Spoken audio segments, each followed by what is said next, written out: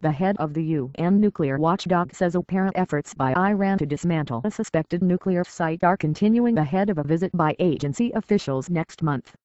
The International Atomic Energy Agency has raised concerns about what appears to be months of work to scrub the Parchin military complex southeast of Tehran of possible traces of nuclear weapons-related work. It believes Iran may have run experiments at the site on triggering a nuclear explosion.